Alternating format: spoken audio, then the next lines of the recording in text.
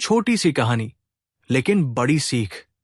मैं अपने सभी दोस्तों को एक बात बताना चाहता हूं। आपने बहुत सी कहानियां सुनी होंगी। मेरे छोटे से चैनल पर इस छोटी सी कहानी को सुनने के लिए कुछ समय निकालें। तो चलिए शुरू करते हैं। कृष्ण का जन्म दुनिया के एक ऐसे भूले बिसरे कोने में हुआ था, जहां सूरज की रोशनी पहुंचने में सालों लग जाते थे। उनके पिता की टूटी साइकिल, उनकी मां की फटी हुई साड़ी और उनके घर की टपकती हुई छोटी सी छत, यही उनकी छोटी सी दुनिया थी। स्कूल में उनके पहले दिन दूसरे बच्चे चमचमाते बैग और पॉलिश किए हुए जूते लेकर आए। कृष्ण फटे बैग, टूटी चप्पल और सपनों से भरी आंखों के साथ आए। उनकी आंखों में गर्व था।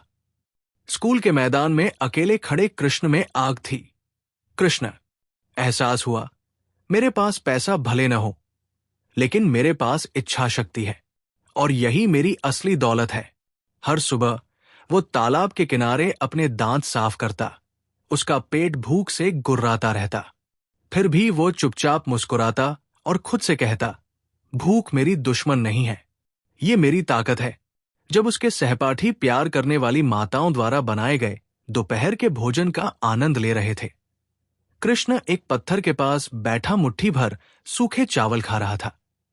सोच रहा था, आज मेरा पेट खाली है, लेकिन एक दिन ये गर्व से भर जाएगा।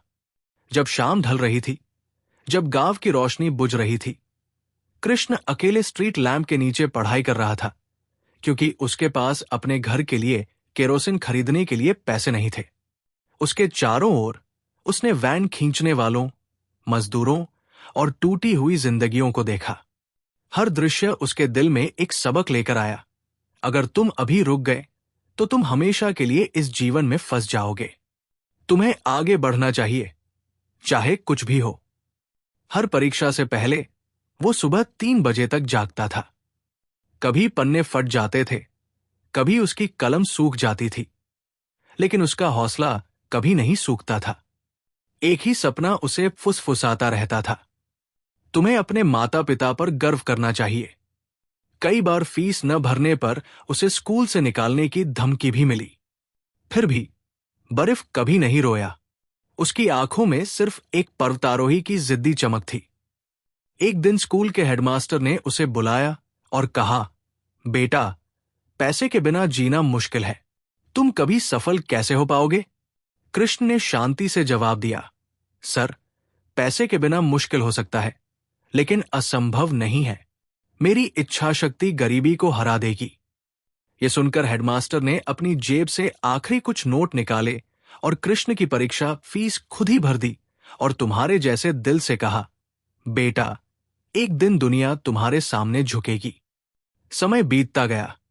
कृष्ण अपने दिल में अपने कीचड़ भरे गांव की खुशबू लिए और एक फटे पुराने बैग में सिर्फ 2 जोड़ी कपड़े और शहर में सपनों की दुनिया को अपने सीने में समेटे शहर की ओर निकल पड़ा। वो एक दुकान पर काम करता था। सुबह क्लास के लिए, दोपहर काम के लिए और रात पढ़ाई के लिए। कई रातें वो खुले आसमान के नीचे सोता था।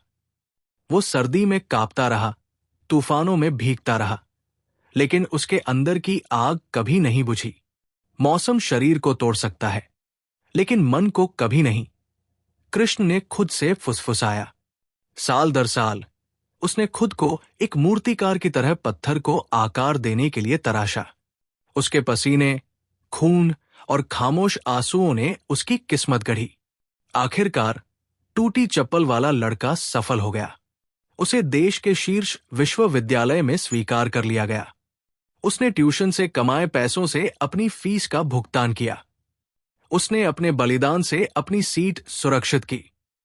कृष्ण ने कहा कि विश्वविद्यालय में अपने पहले दिन उसे सैकड़ों लोगों के सामने चमकदार रोशनी में खड़े होकर भाषण देने के लिए मंच पर बुलाया गया।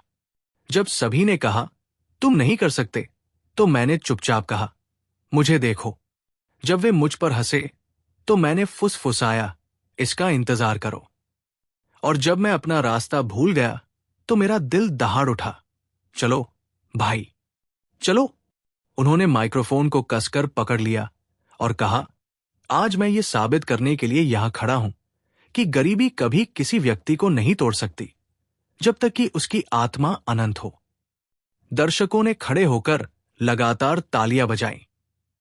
कुछ ने अपने आंसू पोंछे, कुछ ने भीतर की ओर देखा और खुद से पूछा, अगर वो कर सकता है तो मैं क्यों नहीं? कृष्ण ने उनकी ओर देखा और स्थिर स्वर में कहा, अगर आज तुम जमीन पर हो तो यकीन रखो कि कल तुम आसमान छू सकते हो। बस शर्त यह है कि तुम्हें हार नहीं माननी चाहिए। उनके पूरे जीवन ने बस एक ही सबक सिखाया, पैसे के बिना जीवन कठिन है, लेकिन उम्मीद के बिना जीवन ये वास्तव में असंभव है।